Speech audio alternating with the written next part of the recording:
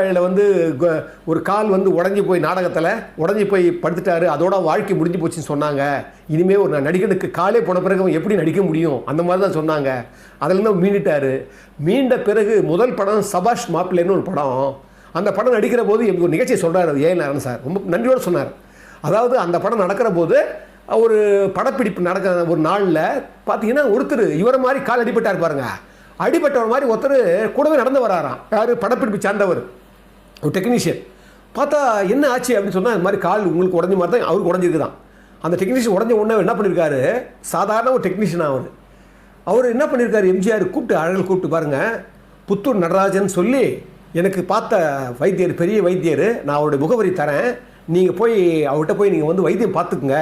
வைத்தியம் பார்த்துக்கிறது மட்டும் இல்லை, அந்த மொத்த செலவை நான் ஏற்றுக்கிறேன். அது மட்டும் இல்லை, நீங்கள் வேலைக்கு வர வேண்டாம்.